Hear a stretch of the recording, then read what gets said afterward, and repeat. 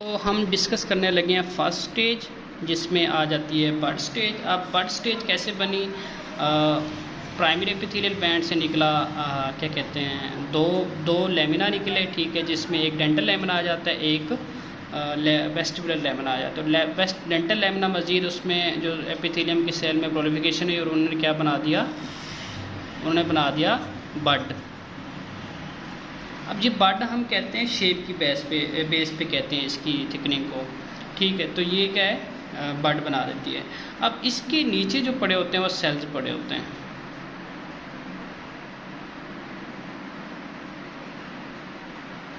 ठीक है। अब जो बड होगी उसमें जो इनर सरफेस पे जो सेल लाइन कर रहे होते हैं उनको हम कहते हैं लो क्यूबॉइडल सेल होते हैं। लो क्यूबॉइडल सेल्स, इनकी जो शेप होती है लो क्यूबॉइडल होती है। और जैसी बड फॉर्मेशन होती है तो इसके नीचे हमने पढ़ा है कि इसके नीचे कौन सी चीज़ पड़ी होती है, एक्टोमीजन काइम, क्योंकि जो एपिथेलियम है उसके नीचे पड़ी एक्टोमीजन काइम और उसमें थिकनिंग हुई, और वो जो थिकनिंग है डेंटल लेमिना बनी, डेंटल लेमिना, और डेंटल लेमिना नीचे एक्सटेंड करके बड बना। और बड किस में जो है ना इन्वेजिनेट हो रहा है, एक्टोमीजन काइम में। अब इसमें एक चीज़ देखने वाली है कि जैसी बड फॉर्मेशन होती है तो इसमें जो एक्टोमीजन काइम के सेल हैं इनमें प्रोलिफिकेशन होती है, और ये जो प्रोलिफिकेशन के नतीजे में सेल मैस इंक्रीज़ होता है, डेंसिटी इंक्रीज़ होती है, और वो जो डेंसिटी होती है वो बड के जो है ना सराउंडिंग में इंक्रीज़ होना स्टार्ट हो जाती है। तो इसको हम कहते हैं कंडेंसेशन ऑफ मीज़नकाइम। यानी ये क्या हो गया, कंडेंसेशन मीज़नकाइम क्या है, ये है क्या कहते हैं, प्रोलिफिकेशन इन एक्टोमीज़नकाइम, एंड जो उसके सेल होंगे वो उसकी सेल डेंसिटी इंक्रीज हो जाती है। तो इस हम प्रोसेस को कहते हैं कंडेंसेशन ऑफ मीज़नकाइम। तो ये थी बड स्टेज। अब बड स्टेज से फिर सेल जाता है कैप स्टेज में। तो जो सेकंड स्टेज है वो कैप स्टेज है।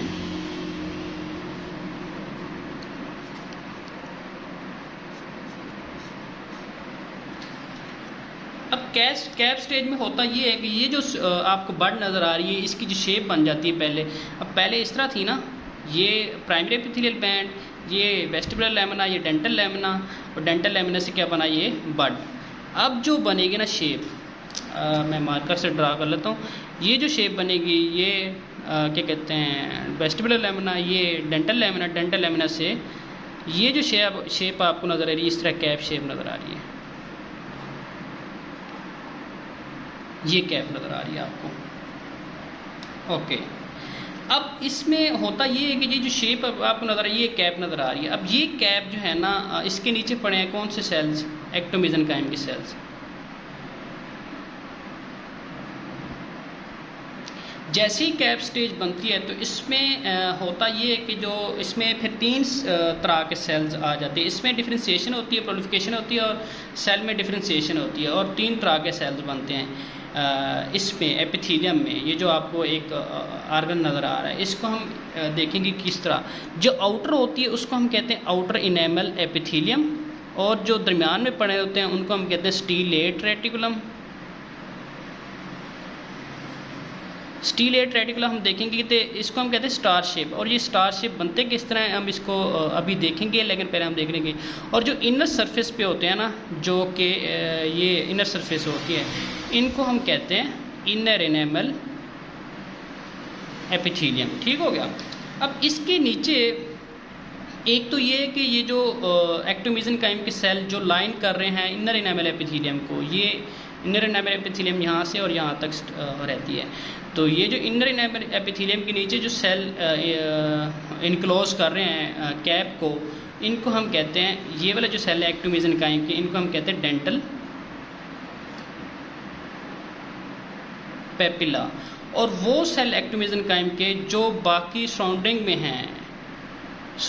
हैं, ठीक है, जो आउटर इनेमल एपिथेलियम और इसकी सराउंडिंग में है, उनको हम कहते हैं डेंटल फॉलिकल। और ये पूरे डेंटल पेपिला और आउटर इनेमल एपिथेलियम ये सब को जो है ना एक सैक लाइक स्ट्रक्चर की तरह ये इनको कवर या इनक्लोज कर रहे होते हैं। तो वो सेल जो इनर एपिथेलियम के नीचे पड़े होते हैं या इनको इनक्लोज कर रहे होते हैं उनको कहते हैं डेंटल पेपिला, और जो पूरी सराउंडिंग में पड़े होते हैं आउटर इनेमल एपिथेलियम प्लस ये पूरा इस स्ट्रक्चर को इनक्लोज कर रहे होते हैं उनको कहते हैं डेंटल फॉलिकल। अब ये थी इनर इनेमल एपिथेलियम, ये थी स्टीलेट रेटिकुलम, ये था ओरल क्या कहते हैं आउटर इनेमल एपिथेलियम। अब इस पे एक चीज़ और है कि जो outer enamel epithelium plus inner enamel epithelium plus हमारे पास क्या आ गया, ये स्टीलेट रेटिकुलम, इसको हम कहते हैं, इन टोटल को मिला के हम कहते हैं इनेमल ऑर्गन। इनेमल ऑर्गन इसलिए कहते हैं क्योंकि ये बाद में इसका जो रोल होता है वो इनेमल फॉर्मेशन होती है। हमें पता है कि टूथ में बेसिकली 3 मेन कंपोनेंट्स हैं या 3 लेयर्स हैं, एक इनेमल है, डेंटिन है और क्राउन में एक इनेमल, डेंटिन और पल्प है, और रूट में सीमेंटम, डेंटिन और पल्प है। तो जो टूथ की जो आउटर मोस्ट लेयर जो कि हार्ड होती है, ट्रांसलूसेंट होती है, तो उसकी जो फॉर्मेशन होती है वो इनेमल ऑर्गन कराता है। और इनेमल ऑर्गन जो है ना, इनेमल ऑर्गन कहाँ से ड्राइव हुआ है, प्राइमरी एपिथेलियल बैंड की थिकनिंग की वजह से वहाँ से ये ड्राइव हुआ है, ठीक है, इनेमल ऑर्गन। तो ये इट मीन्स जो इनेमल ऑर्गन है उसके जो सेल हैं एपिथेलियल हैं। और बाकी ये जो आपके पास डेंटल पेपिला के सेल्स हैं ये ओडोंटोब्लास्ट बनाते हैं, ओडोंटोब्लास्ट, और ये डेंटिन फॉर्मेशन करवाते हैं।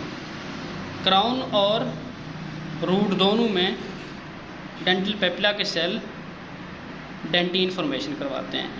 और जो डेंटल फॉलिकल के सेल्स होते हैं, डेंटल फॉलिकल के सेल्स ये हमारे पास क्या कराती है, डेंटल फॉलिकल्स के सेल्स सपोर्टिंग स्ट्रक्चर्स को उसकी फॉर्मेशन कराते हैं।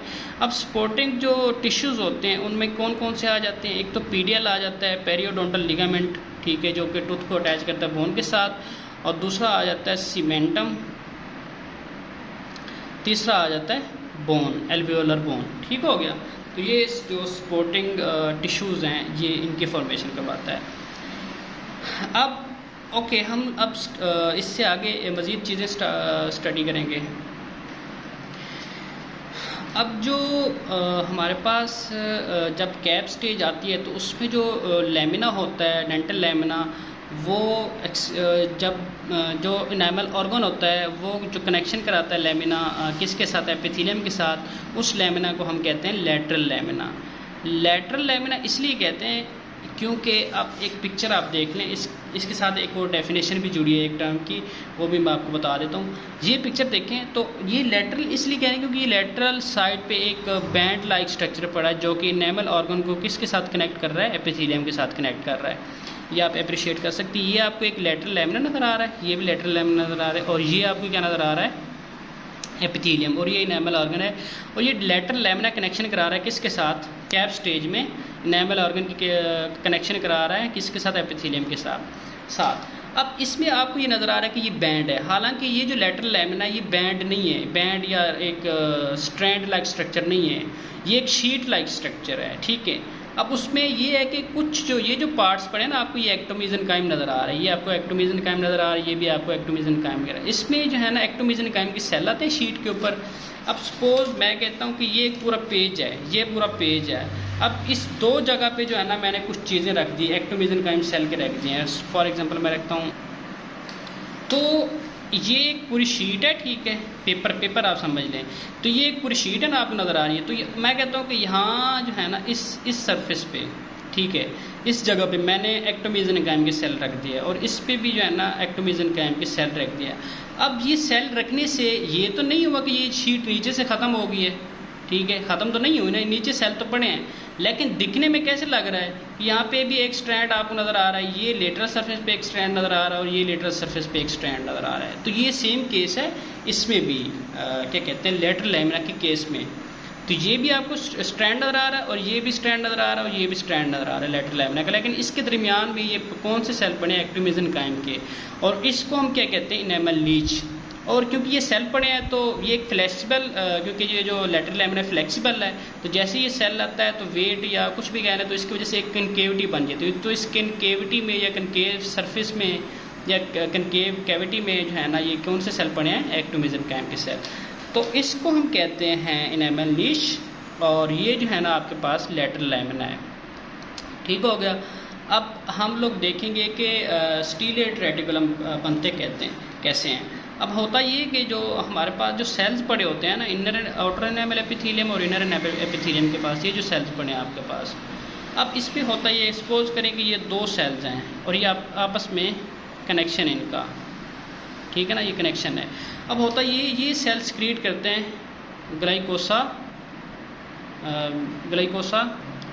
ग्लाइकोसामिनोग्लाइकेन्स। अब ये जो होते हैं ये हाइड्रोफिलिक होते हैं, यानी वाटर लवर होते हैं। अब जैसे ही ये वाटर को, क्योंकि ये वाटर लवर है तो ये वाटर को अट्रैक्ट करेंगे, अट्रैक्ट वाटर।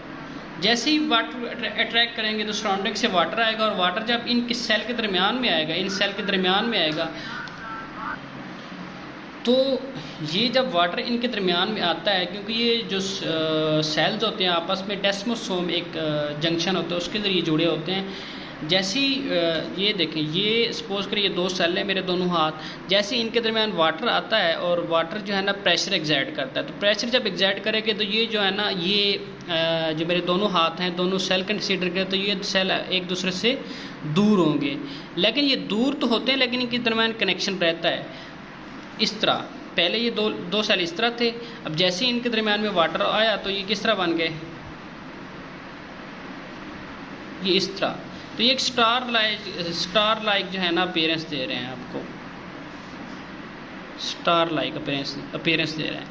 तो इनके दरमियान ये कनेक्शन रह जाता है और ये स्टार लाइक, इसको हम इसलिए स्टीलेट रेटिकुलम के सेल्स कहते हैं। तो ये थी हमारे पास कौन सी स्टेज, कैप स्टेज, जिसमें हमने देखा कौन कौन सी चीज़ें मैंने देखी हमने, लैटरल लैमिना, इनेमल नीच,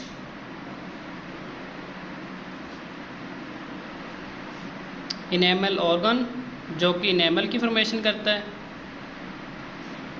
डेंटल पेपिला,